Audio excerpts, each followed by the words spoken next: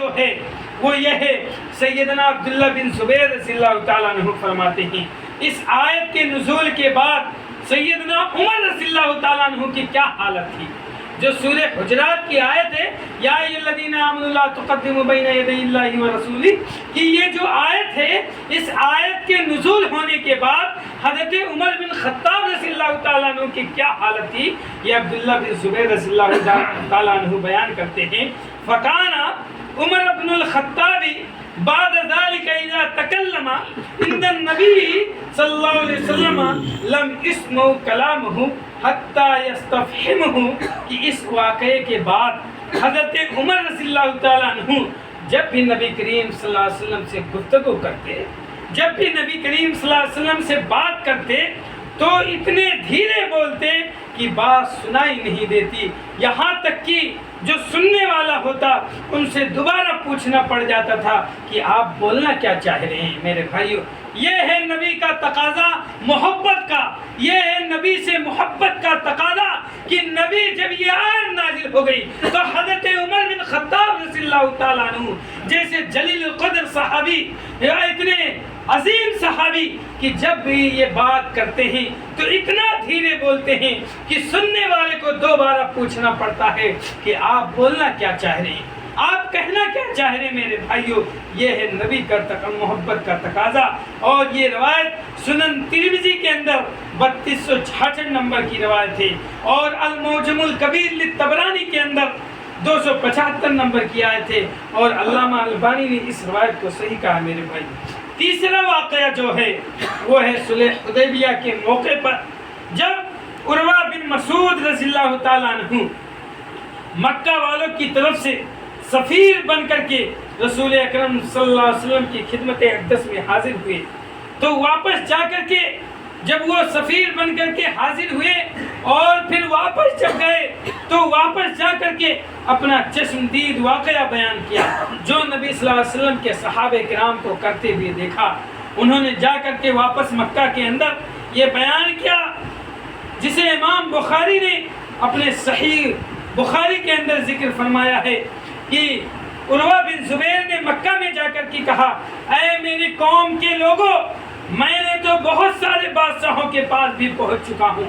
میں تو بہت سارے بادشاہوں کو دیکھ چکا ہوں، بہت سارے مالکان کے پاس جا چکا ہوں، ایران و سربراہ کے پاس جا چکا ہوں، بہت سے بادشاہوں کے پاس بھی جا چکا ہوں، لیکن خدا کی قسم اس نے کسی بادشاہ کو ایسا نہیں دیکھا کہ لوگ اس کی ایسی تعظیم کرتے ہوں جیسا نبی اکرم جناب محمد عربی صلی اللہ علیہ وسلم کا اس کے صحابہ کرتے ہیں میرے بھائیوں۔ یہ عروہ بن مسعود کا واقعہ اپنے آنکھوں سے دیکھا ہوا ہے، یہ مکہ کے لوگوں کو بتا رہے ہیں کہ میں بہت سے بادشاہوں کو دیکھا، دنیا کے اندر بہت سے اسفار کیے، بہت سفروں کو کیا اور بہت سارے لوگوں کو دیکھا، لیکن خدا کی قسم اس نے کسی بادشاہ کو ایسا نہیں دیکھا کہ لوگ اس کی ایسی تعظیم کرتے ہوں جیسی تعظیم اللہ کے رسول صلی اللہ علیہ وسلم کی اس کے صحابہ کرتے ہیں میرے بھائیوں۔ اللہ کی قسم اگر وہ تھوکتے ہیں تو ان کا تھوک کسی نہ کسی صحابی کے ہاتھ پر گرتا ہے اور وہ اپنے منہ اور اپنے جسم پر تبرکن اس کو مل لیتے ہیں میرے بھائیوں، اور جب وہ کوئی حکم دیتے ہیں تو سب لپٹ کر ان کے حکم کو بجا لاتے ہیں میرے بھائیوں۔ یہ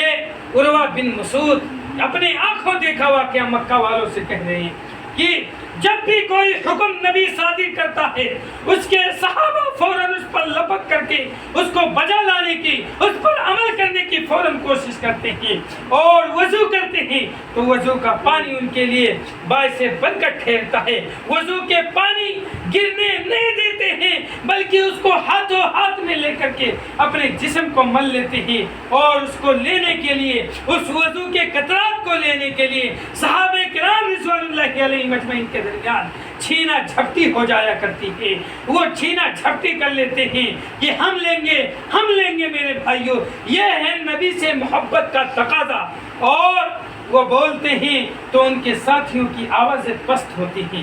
جو ہمارا محل شاہد ہے اس واقعے کے اندر وہ یہ ہے کہ جب بھی نبی بولتا ہے تو اس کے ساتھی پست آواز میں بولتے ہیں، دھیمے آواز میں بولتے ہیں، نیچی آواز میں بولتے ہیں میرے بھائیوں، اور ان کی طرف گھور گھور کر آنکھ بھر کر کے نہیں دیکھتے ہیں میرے بھائیوں۔ یعنی جیسے آج ہم ہیں،